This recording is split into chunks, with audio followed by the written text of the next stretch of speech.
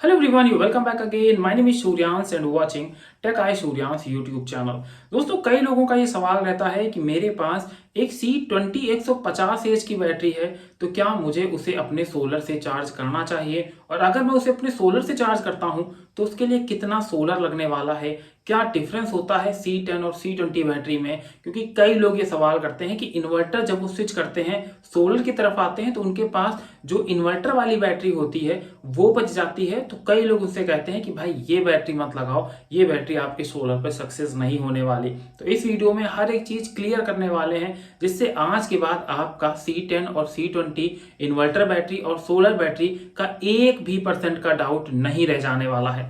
हर एक चीज पूरा साइंटिफिक तरीके से बताऊंगा, पूरे कैलकुलेटिव डाटा के हिसाब से बताऊंगा।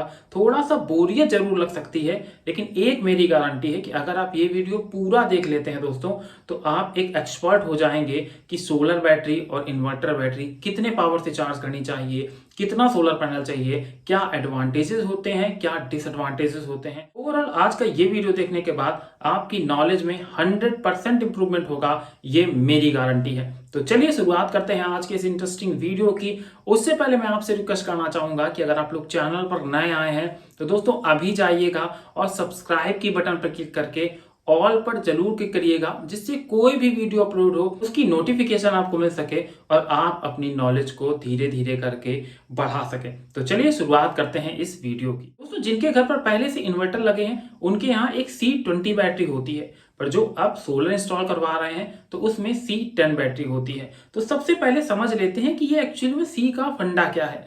दोस्तों C का मेन मतलब होता है कि आप इससे पता कर सकते हैं कि आप अपनी बैटरी को कितने करंट से चार्ज कर सकते हैं। इसकी कैलकुलेशन एकदम सिंपल होती है।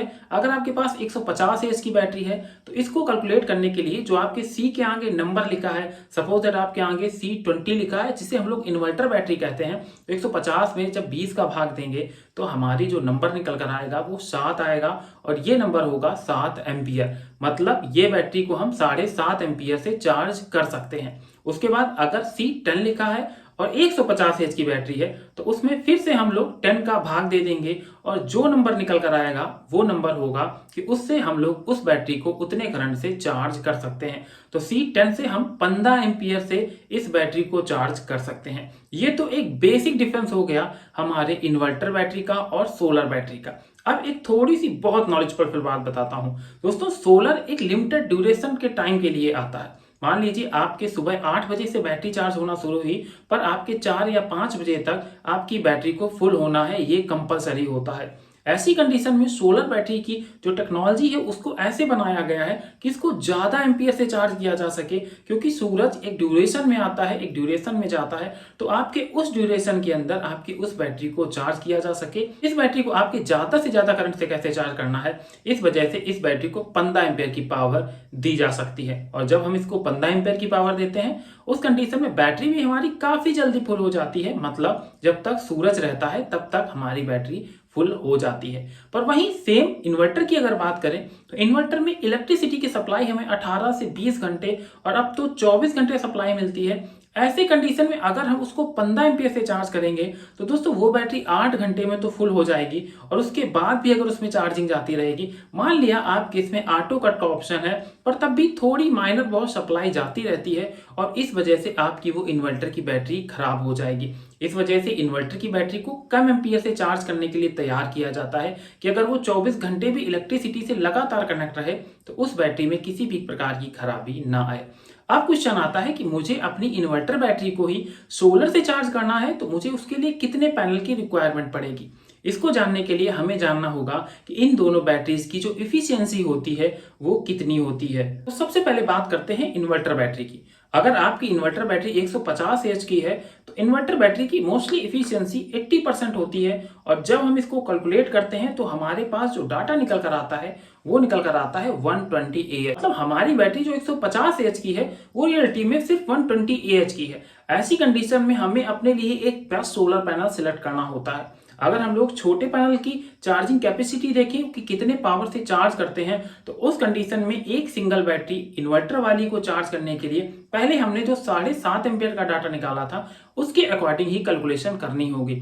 और अगर बात करें हम लोग अपने सोलर बैटरी की, इसकी इफिशियंसी होती है 90%। मतलब अगर हम लोग 150 इसको कैलकुलेट करते हैं तो ये बैटरी निकल कर आती है 135 AH। अब हमें अपनी 150 AH की सोलर बैटरी को चार्ज करने के लिए एक 200 वाट के पैनल की जरूरत पड़ेगी, जो कि हमारा 18 एम्पियर का करंट देता है। ये वो नंबर होता है जो सोलर पैनल की एकदम फेवरेबल कंडीशन में प्रोड्यूस करता है। मतलब अगर हमें अपनी 150 एच की बैटरी को चार्ज करना है तो हमें 15 एम्पियर तो चाहिए, पर 18 एम्पियर उसमें लिखा है। पर जो रियल लाइफ में इसे टेस्ट किया जाता है तो ये जो ये प्रोड्यूस करता है ये करीब 15 से 16 एम्पियर ही मैक्स टू मैक्स प्रोड्यूस करता है। तो ऐसी कंडीशन में हम लोग 200 वाट के 2 सोलर पैनल को पैरेलल में कनेक्ट कर सकते हैं, जिससे हमारा एम्पियर में किसी भी प्रकार का इफेक्ट नहीं पड़ेगा।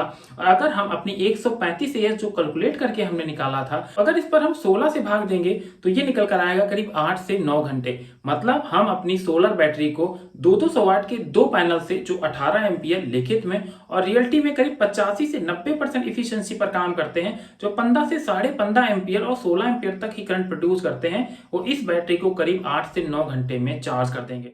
पर अब क्वेश्चन वही आता है कि हमें अपनी इन्वर्टर बैटरी को चार्ज करना है।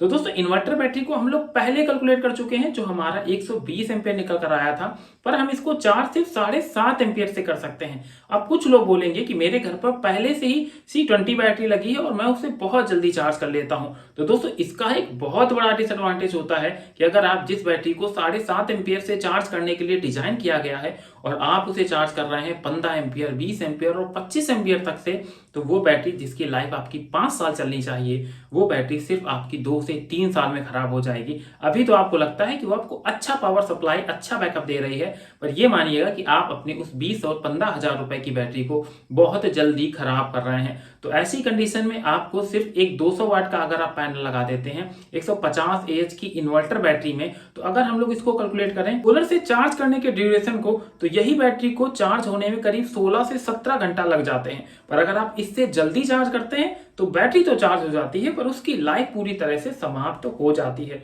तो अब आपको ये समझ में आया होगा कि क्या डिफरेंस होता है C10 और C20 बैटरी में, क्यों इस बैटरी को सोलर पर प्रेफर नहीं किया जा सकता।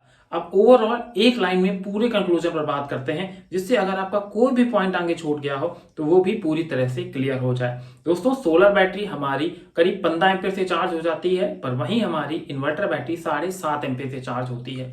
सोलर पैनल को ऐसे डिजाइन किया गया है कि वो हमें ज्यादा पावर में करंट सप्लाई करें, और उसकी बैटरी को भी ऐसे डिजाइन किया गया है कि वो 7 से 8 घंटे और मैक्स टू मैक्स 9 घंटे के ड्यूरेशन में फुल चार्ज हो जाए, क्योंकि उसके बाद रात में आपको 6 बजे या 7 बजे के बाद सूर्य नहीं देखने को मिलेगा, न सोलर एनर्जी मिलेगी। पर जो इन्वर्टर बैटरी होगी उसको ऐसे डिजाइन किया गया है कि अगर 24 घंटे भी आपकी इलेक्ट्रिसिटी सप्लाई आती है तब भी वो बैटरी आपकी टिकी रहे।